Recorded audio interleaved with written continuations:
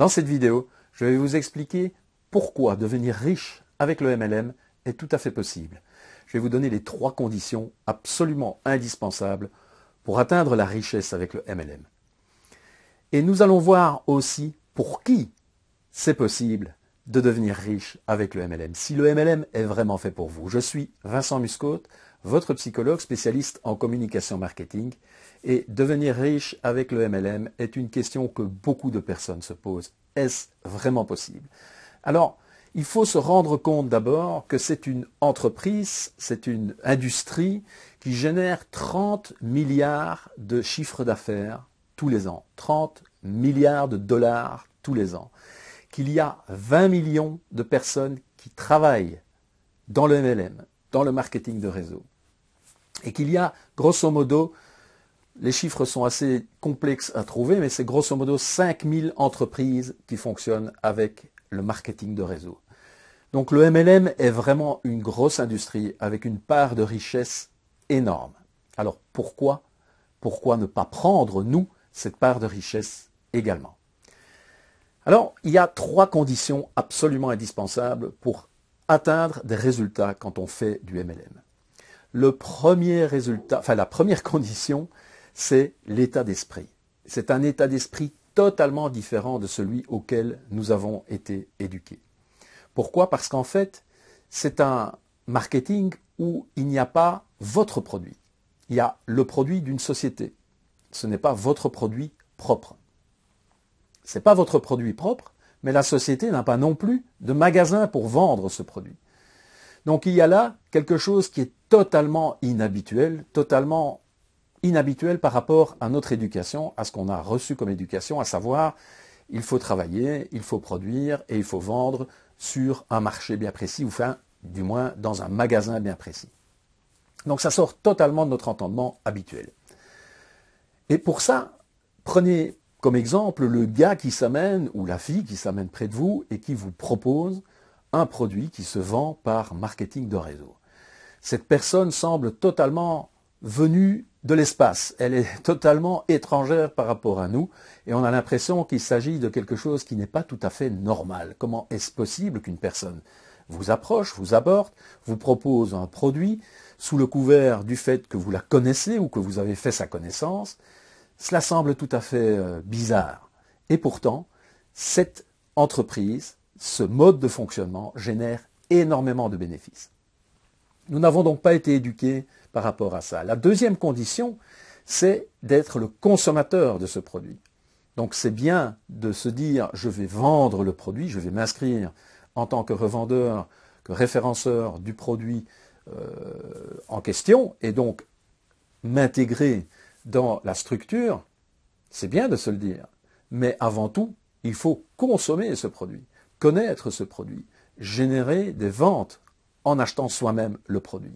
Alors, cela crée bien sûr un moment où on n'est pas gagnant dans l'histoire. On ne gagne pas d'argent au début. Au début, on est vraiment un consommateur. Un consommateur attentif, un consommateur éclairé, un consommateur qui est dynamisé vers le fait de devenir un revendeur du produit, ça c'est sûr, mais il n'y a pas de bénéfice direct et immédiat. Considérez une personne qui veut ouvrir un magasin de chaussures par exemple. La personne qui veut ouvrir un magasin de chaussures, elle va devoir louer un endroit, elle va devoir demander à des vendeurs, des vendeuses de venir s'occuper du magasin avec elle. Elle va devoir faire la comptabilité, elle va devoir travailler donc avant l'ouverture pour recevoir, réceptionner les chaussures, elle va devoir les arranger dans le rayon, après la fermeture du magasin, elle va devoir nettoyer le magasin, elle va devoir faire la comptabilité. Enfin, il y a énormément de business, de boulot là derrière, de travail. Et finalement, quand on regarde quelqu'un qui se lance dans un business, il est généralement en dette, en négatif, dans le rouge, pendant 3 ans. Pendant 3 ans.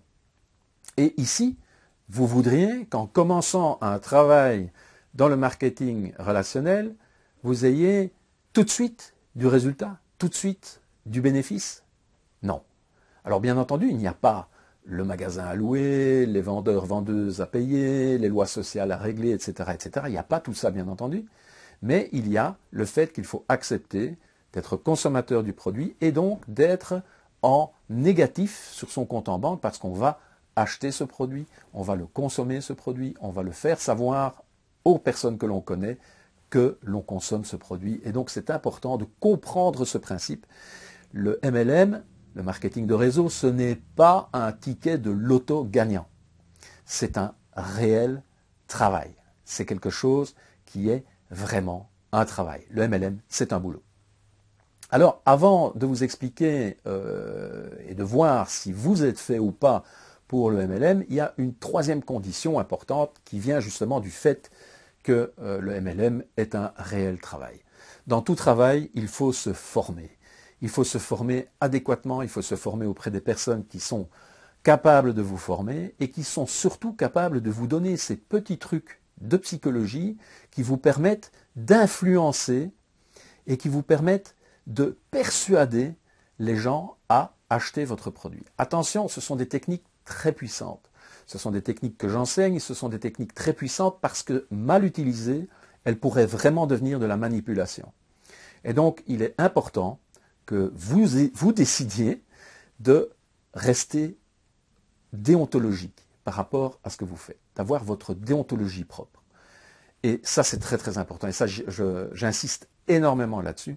Vous apprenez des techniques avec le MLM auprès de certaines personnes, des psychologues comme moi ou d'autres, des coachs, qui vont vous donner des techniques de persuasion. Faites très attention parce que ça peut vraiment très facilement devenir de la technique de manipulation. Et là, il faut avoir sa propre déontologie et se dire, la personne doit être intéressée par le produit, doit être intéressée par le système de vente en marketing de réseau, et si elle ne l'est pas, il ne faut pas utiliser ces techniques pour malgré tout en faire une cliente, un client ou quelqu'un qui va rentrer dans votre réseau et qui finalement ne sera pas heureux.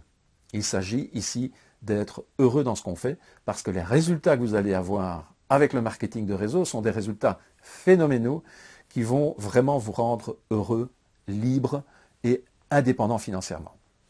Alors maintenant, je vous engage, si je vous offre la possibilité de faire un petit test pour voir si le MLM est vraiment fait pour vous, alors simplement cliquez sur le lien qui se trouve sous cette vidéo ou alors rejoignez l'URL suivante, donc www.mlm1.eu/test et faites le test.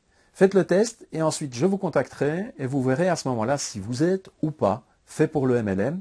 Le MLM est un outil sensationnel, est une entreprise géniale, un mode de fonctionnement extra. Je ne peux vraiment que vous le recommander, mais toutefois, il faut voir si c'est vraiment fait pour vous.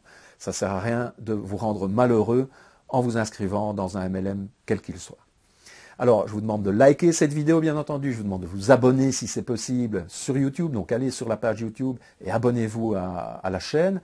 Et partagez un maximum sur Facebook. Je vous souhaite une excellente journée. À très très bientôt. Au revoir.